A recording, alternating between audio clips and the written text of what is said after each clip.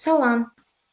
Baxırıq OÇK nəşrlərinin 7 dekabr tarixində keçirdiyi blok fənlər üzrə sınaq imtahanının informatika suallarına. Demək ki, birinci sualımız belədir. Əməliyyat sisteminin funksiyalarından hesab eləmək olmaz. İstifadəçilərlə kompüter arasında dialoq yaratmaq elə ən əsas funksiyalarından biri budur. Kompüterin bütün işini idarə edir. Ümumiyyətlə, əməliyyat sisteminə xas olan əsas söz idarə etmək sözüdür. Yəni, kompüterin hər işini əsas əməliyyat sistemi idarə edir. Tətbiqi proqramların icra olunması üçün mühit yaratmaq, bəli, əməliyyat sisteminin vəzifəsidir.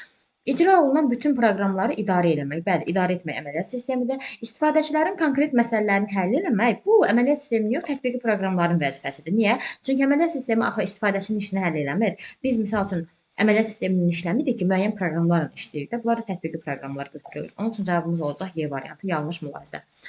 Aha, doğru olmayan mülahizəmizi müəyyənləşdirək.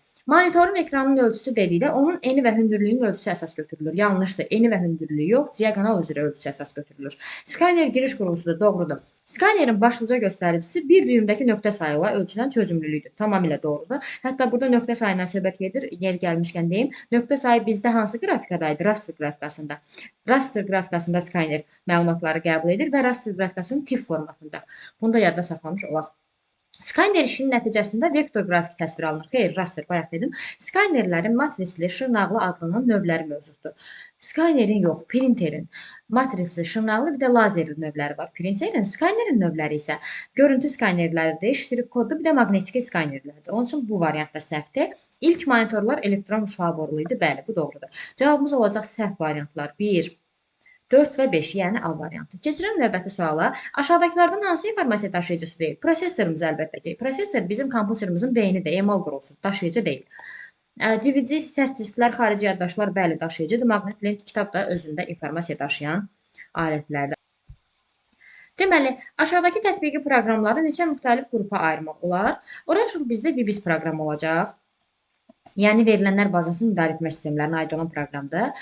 Skirbaz, sonra bu 7-ci proqram Quark Express. Bu ikisi bizdə nəşriyyat proqramıdır. Eyni zamanda Adobe InDesign'dır. Deməli, 2, 6, 7 bizdə nəşriyyat proqramları, nəşriyyat sistemləridir. MySQL və Oracle 1 və 5 isə bizdə aiddir VBIS-ə və 3 və 4 isə aiddir bizə təqdimat proqramlarına. Bir nüans yadda saxlayaq. MySQL VBIS-in proqramıdır, amma sadə SQL yazsa, bu bizdə proqramlaşma dili, sorğu dili kimi götürülür. Yəni bu dildir. Bu ikisini qarışdırmayaq.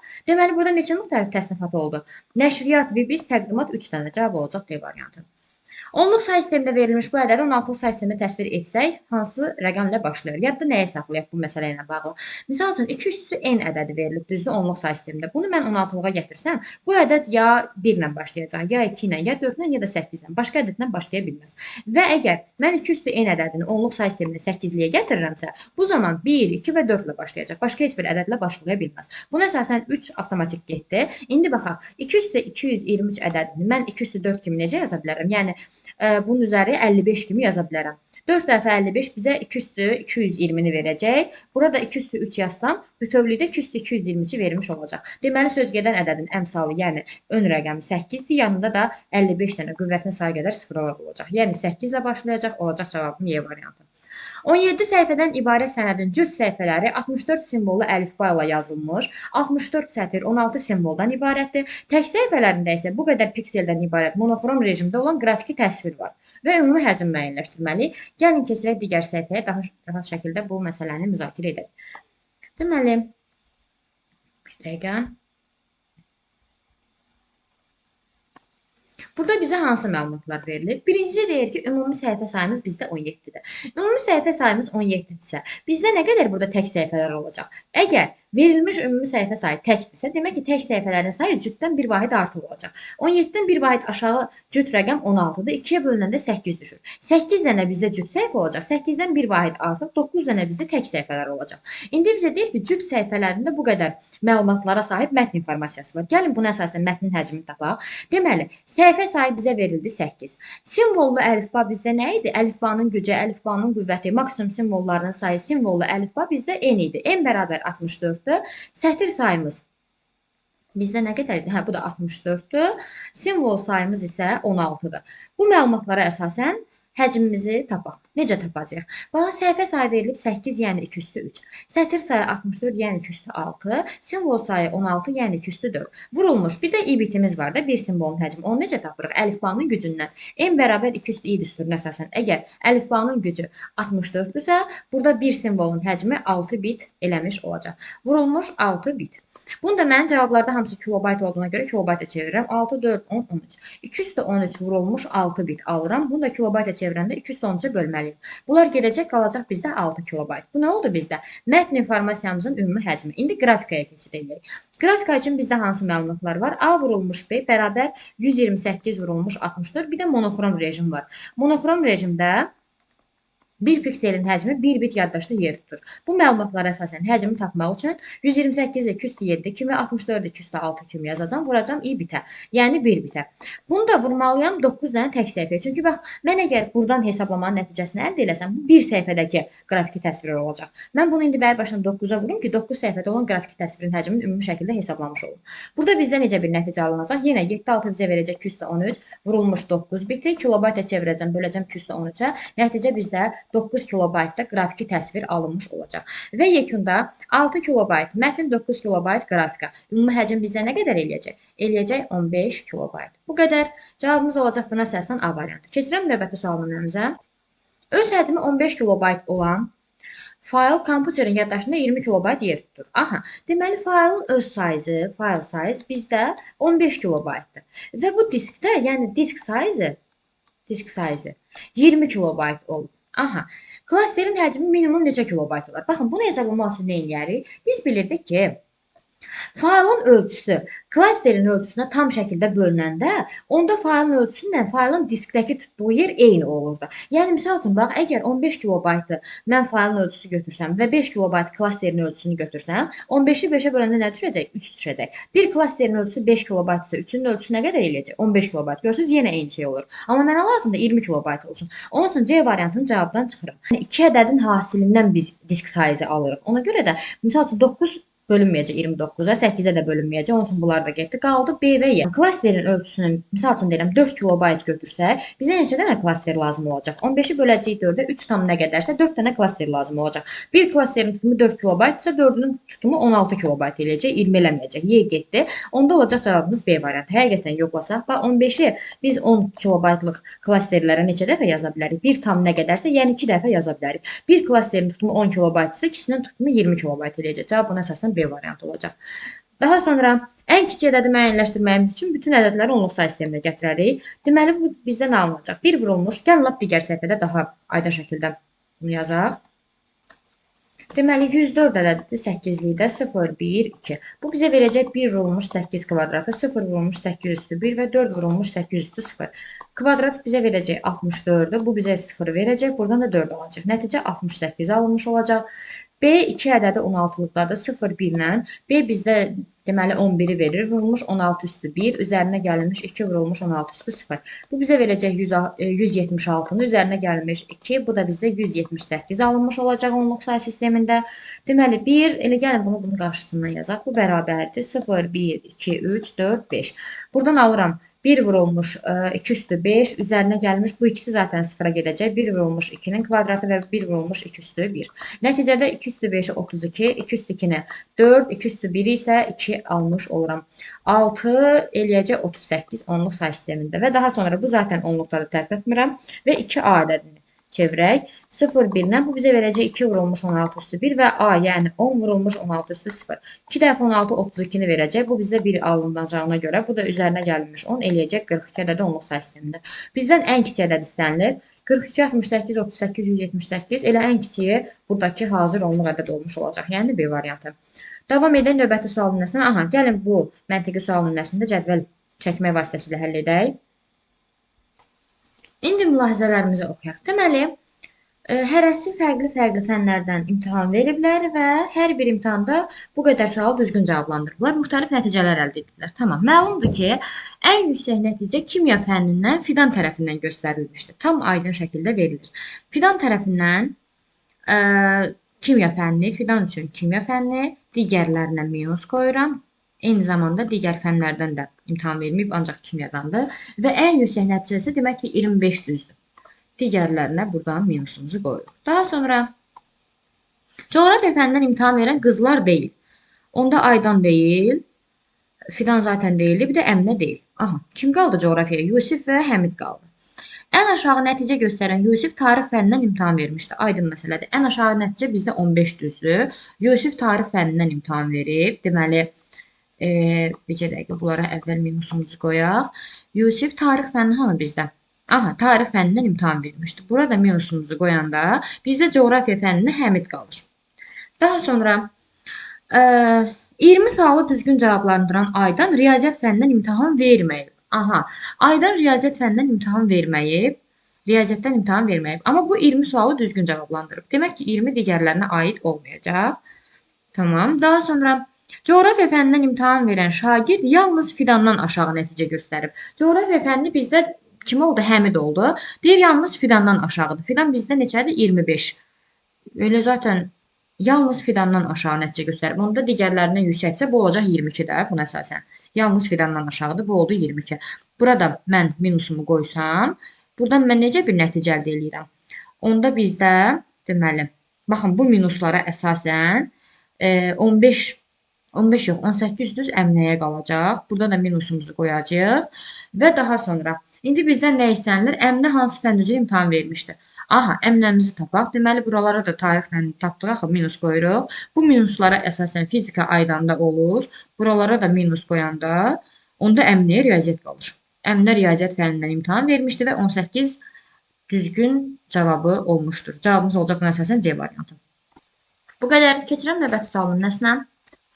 Deməli, 0, 2, 4, 5, 7 rəqəmlərinin köməyi ilə rəqəmləri təkrarlanmayan neçə 4 rəqəmli ədəd düzəldə bilərik? Aha, 4 rəqəmli deyirsə 4 dənə oyğumuzu çəkirəm. 1, 2, 3 və 4. İndi deyir ki, ədədin rəqəmləri təkrarlanmasın. Yəni, misal üçün 200 ədədini yarada bilmərəm. Yəni, ədəddə 2 eyni rəqəm olmamalıdır.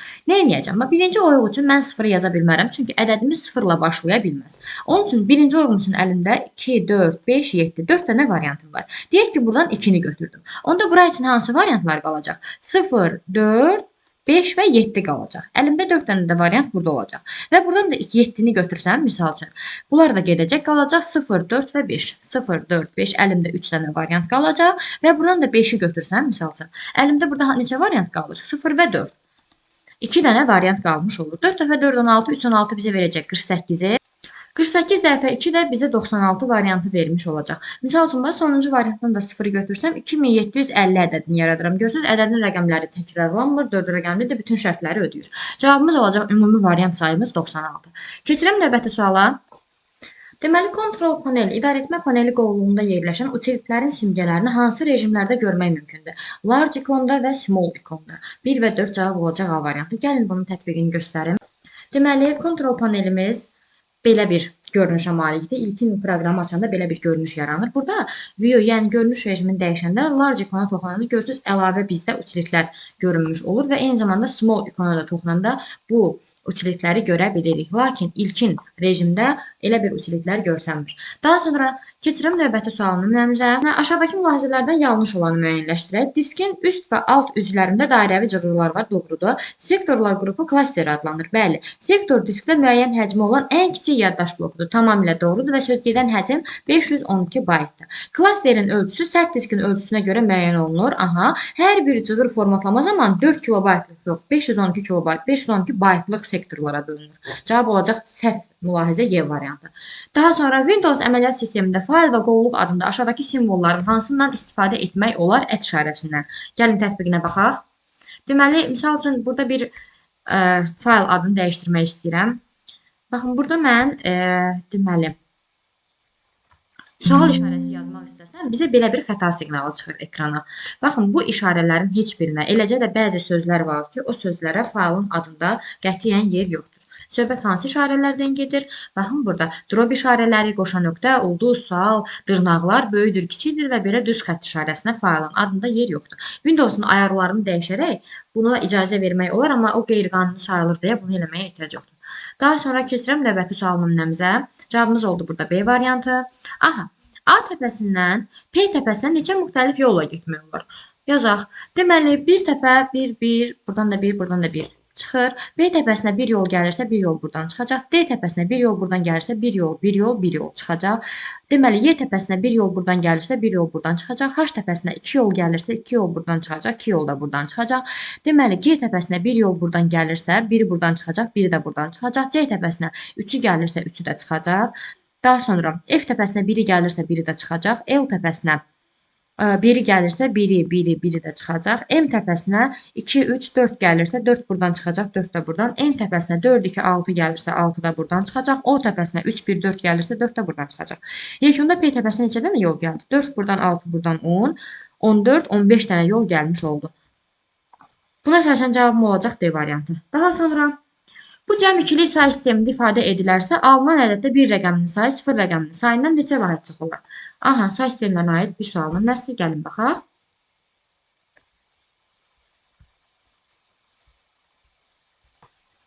Gəlin bunu birinci neyniyək? Deməli, 1, 4C ədədi 16-lıqda verilib, 98 ədədi 10-luqda verilib. Gəlin bunu da keçirək 16-lıq say sisteminə. 16-lıqda bu cəmi tapaq, daha sonra keçirək 2-liyə. Məncə o daha rahat olacaq. Çünki bir var, bunu 2-liyə keçirək, burada 0-1-lər çox olacaq. Bunu da 2-liyə keçirəndə yenə biraz uzun gedəcək. Gəlin bunu 16-lığa keçirək, daha rahat şəkildə prosesi davam etdirək. Deməli, 98-in daxilində 16 yerləşəcək 6 dəfə. Burada 96 alınacaq, burada qalacaq 2. Burada olacaq 6, 2 ədədi 16-lıq say sistemində. İndi bu ədədin üzərinə 16-lıqda 6, 2 ədədini gəldikdə nəticə necə olacaq bizdə? Deməli, C bizdə 12 ilə 16-lıq say sistemində. 12-nin üzərindəki gələcək eləyəcək 14. 14 16-lıq say sistemində nəyə bərabər idi? Y-yə bərabər idi. Aha, 4, 6 eləyəcək 10, 10 bizdə A-dır, 1 də bizdə elə 1-dir. Oldu 16-lıq say sistemində belə bir ifadə. İndi gəlin bunu 2-liyə gətirək. Deməli, 8, 4, 2, 1 qaydasından istifadə edəcək bunun üçün. Y-ni almaq üçün, yəni 14-ü almaq üçün hansı rəqəmlərdən istifadə edəcək? 8, 4, 12, 2 də buradan 14. 1, 1, 1, 0.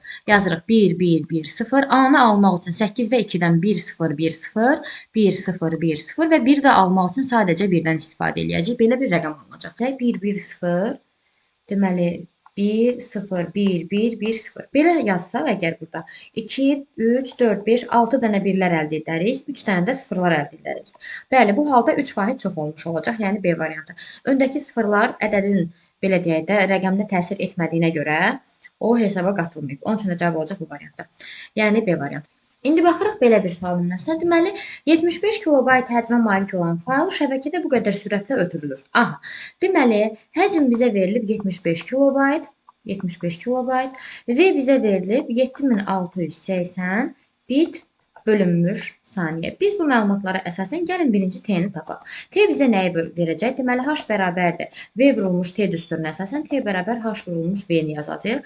Yəni, 75 kilobaytdan bitə gəlmək üçün vurulmuş 213 bit bölünmüş məxrəcdə 7680 bit vurulmuş saniyə. Bunlar ixtisar gedəcək.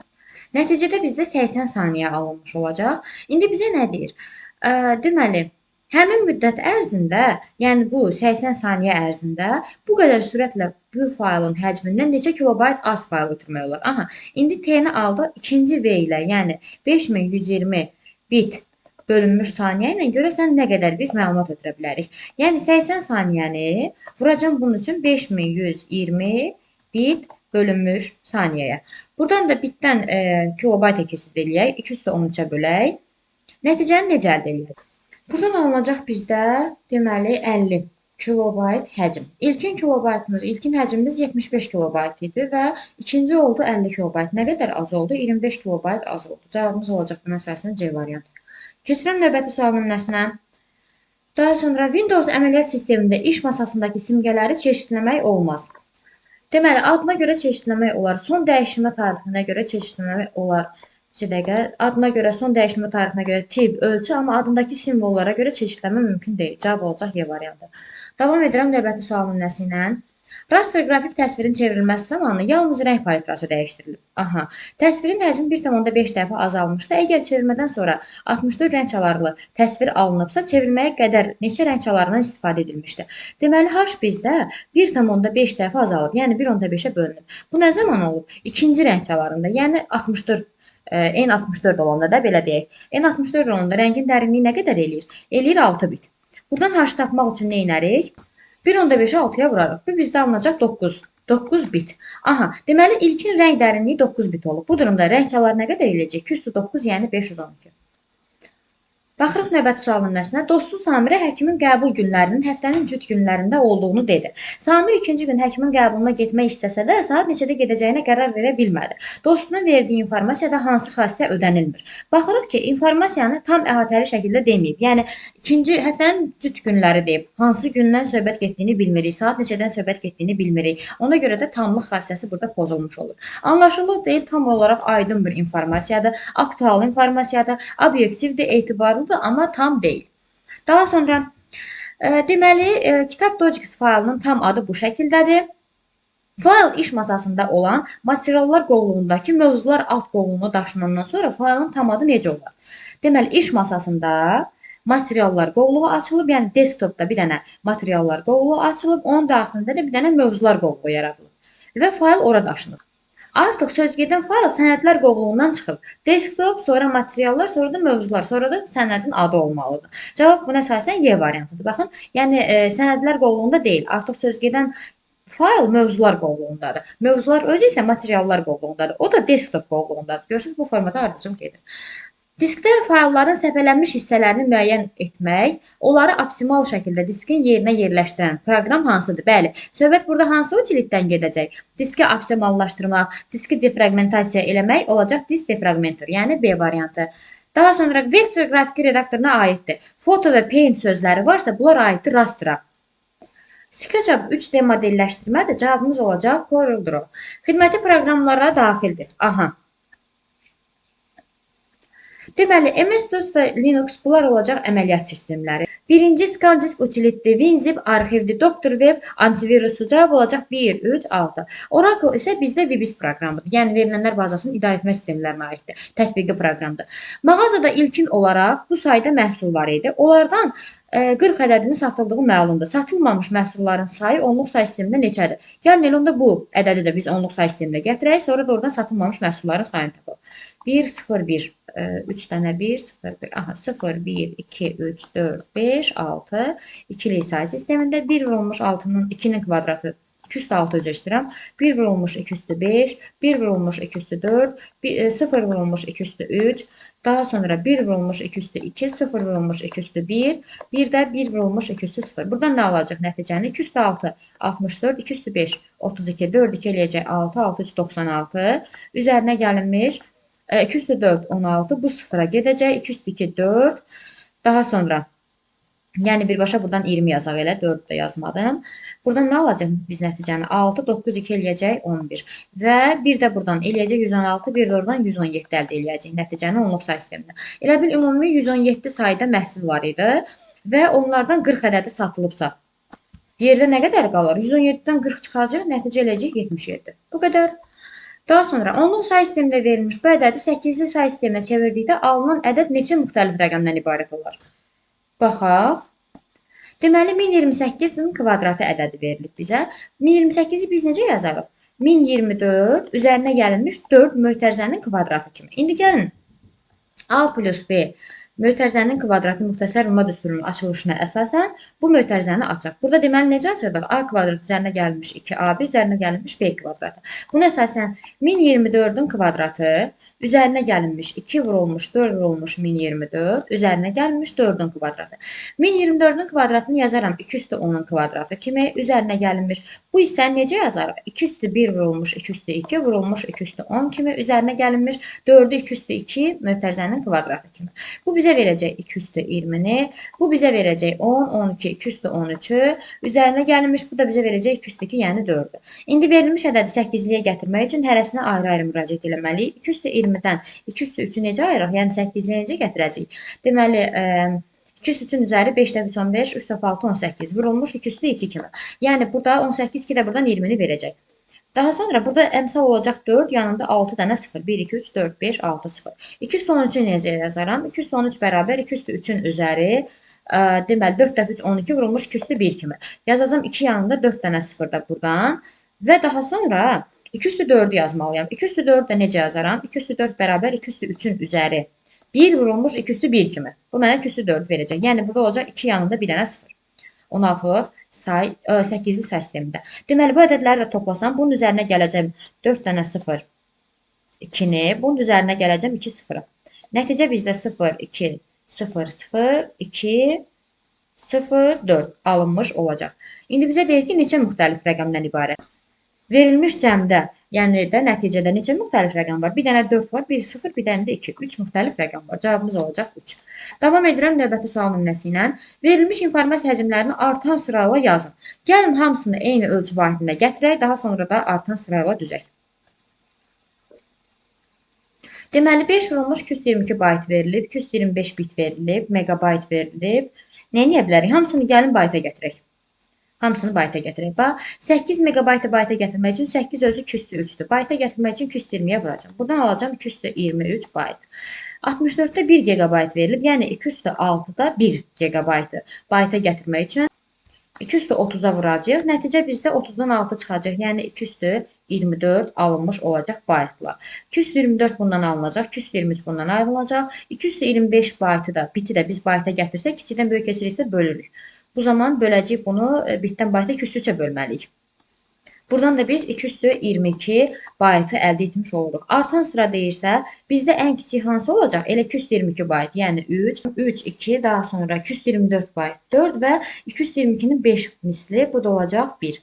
Yəni 3, 2, 4, 1 nəticəsi əldə edilmiş olacaq.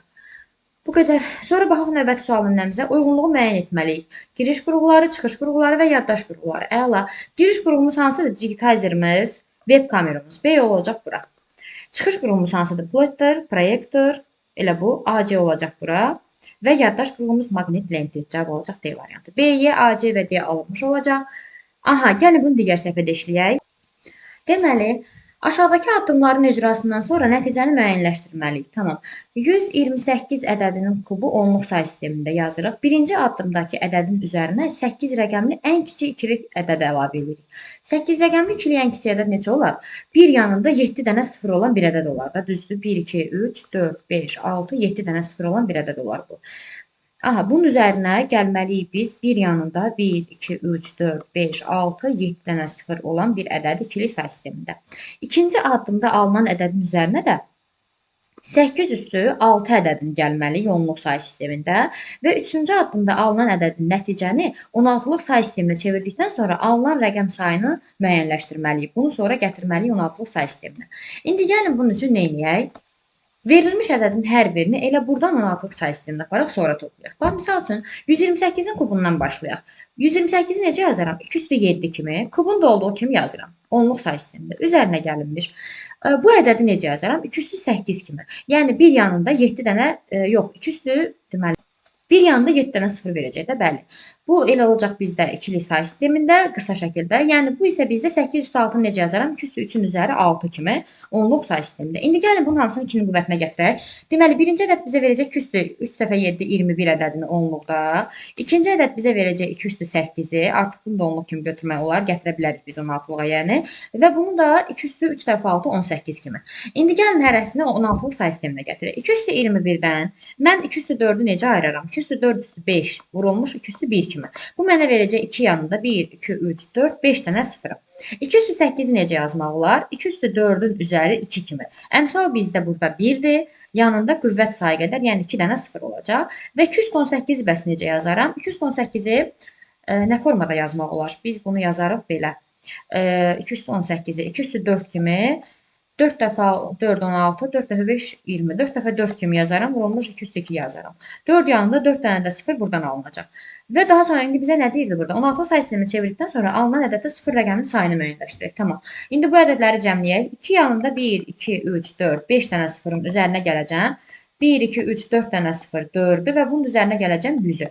Nəticə bizdə 0, 0, 1, 0, 4 və 2 alınmış olacaq 16-lıq say sistemində. İndi 0 rəqəminin sayı nə qədər eləyəcək? 1, 2, 3. 3 dənə bizdə 0 rəqəmi alınmış olacaq. Daha sonra keçək növbəti suala. Deməli, aha, indi klasterə aid belə bir sual nümunəsi verilib. Belə burada da yazmaq mümkündür. Cədvəldə faylların adları və onların informasiya həcmləri verilmişdir. Bu fayllar 4 kilobaytlıq klasterə malik diskdə yerləşdiyi nəzərə alaraq bütün səs fayllarının diskdəki informasiya həcmlərini müəyyənləşdirir. Səs faylları hansı olacaq burada? WAV olacaq, MP3 olacaq, bir də media olacaq. PNG bizdə qrafiki fayldır. MPG ilə AVI bizdə video fayllardır. BMP də həmçinin qrafikadır. Deməli, birinci WAV faylından başlayaq. Yəni 42 kilobaytlıq olan fayl. Mən 42 kilobaytlıq bir faylı 4 kilobaytlıq neçə dənə diskə, üzr istəyirəm, klasterə yaza bilərəm. Bunun üçün 42 kilobaytı böləcəm 4 kilobaytı. Bizdə 10,5 alınacaq. Biz də bunu 11 klaster götürəcəyik. Bir klasterin tutumu əgər 4 kilobaytdırsa, 11-in tutumu nə qədər eləyəcək? 11 vurulmuş 4, 44 kilobayt. Deməli, birinci faylımız oldu 44 kilobayt. İkinci fayla baxaq. Deməli, 50 kilobaytlıq fayldır bu dəfə. 50 kilobaytın daxilində bizdə 4 neçə dəfə yerləşəcək? Yerləşəcək, deməli 12,5 dəfə. Bu bərabər eləyəcək 12,5-ə. Biz də bunu 13 klaster götürəcəyik. Bir klasterin tutumu 4 kilobaytsa, 13 klasterin tutumu bizə verəcək 52 kilobaytı. Və daha sonra üçüncü faylımız isə 26 kilobaytlıq bir səs faylıdır. 26 kilobaytın daxilində də 4 kilobayt yerləşəcək. Deməli 6,5 dəfə. Biz də bunu 7 götürəcəyik. 7 dənə klaster. 7 klasterin birinin tutumu 4 kilobaytsa, 7-nin tutumu 4 dəfə 7 28 kilobayt eləmiş olacaq. Və daha sonra ümumi cəm bizdə tapmaq üçün nə edirik? 28 kilobayt yazaq. Üzərinə gəlinmiş 44 kilobayt. Üzərinə gəlinmiş 52 kilobayt. Ümumi cəmi hesablayacaq. Deməli 44 buradan 8, 4, 12. Bir ya da 4, 2, 6, 72 buradan. Daha sonra bir də 52-ni də gəlmək lazım. 2, 2, 4, 7, 5, 12. Cavab eləyəcək 124 kilobayt. Bu qədər. Cavab oldu 124. Keçirəm növbəti sual nümunəmizə. Unicode sistemində yığılmış birinci sənəd 200 simvoldan ibarətdir. Aha. Deməli, simvol sayı verilib, Unicode sistemi verilib. Yəni, e-bit verilib də, belə deyək. Aha. ASCII sistemində yığılmış ikinci sənəddə 528 simvol var. Deməli, ASCII sistemində yığılmış ikinci sənəddə isə ASCII-də verilib, 528 simvol da verilib. Aha. Birinci sənəddə monoxrom rejimdə olan qrafiki təsvir əlavə olunduqda, birinci sənədin həcmi ikinci sənədin həcminə bərabər oldu. Gəlin əvvəlcə bu həcmləri tapaq. Deməli, simvol sayı 200 olanda və bu Unicode-da kodlaşdırılanda bir simvol 2 baytdır da. Buradan biz alırıq 400 baytı. Və ASCII-də bir simvol 1 bayt daxil. 1 baytda 528 simvoldan eləyəcək 528 bayt. Aha. Bu hələ ki 400 bayt biridir, 528 bayt biridir. Burada 128 bayt hələ ki fərq var. Dayanaq indi burada. Sonra nə deyir bizə? Birinci sənəddə monoxrom rejimdə qrafik təsvir əlavə olunduqda, birinci sənədin həcmi ikinci sənədin həcminə bərabər oldu. Aha, 128 bayt artım olub burada. Əlavə edilmiş raster təsvirdə piksellərin sayını müəyyənləşdirək. Deməli, bu təsvirə monoxrom rejimdə bir qrafika əlavə olunmuşdu. Yəni, 1 bit həcmi olan bir qrafiki təsvir əlavə olunub. Burada biz piksel sayını müəyyənləşdirməliyik. Burada məsələ nədir? Bax, biz arada 528 ilə 400 bayt arasında 128 bayt fərq gördük, düzdür? İndi 1 bit verilib, mən nəyi bilmirəm? A vurulmuş B-ni bilmirəm. Amma nəticə bizdə elə bilin ki, 128 olmalıdır da baytla. Çünki arada 128 bayt fərq var axı. Belə hesablasaq nəticəni necə əldə edərik? A vurulmuş B bərabərdir. 128 bayt, deməli, baytdan bitə gəlsəm, vurmalıyam 2 üstü 3-ə. Böləcəm 1 bitə. Və bu da artıq bitlə olmuş olacaq. Bitlər gedəcək, 128 2 üstü 7-dir, 2 üstü 3-dür, buradadır, nəticə eləyəcək 2 üstü 10. Demək ki, bizdə piksel sayı 210 olacaq.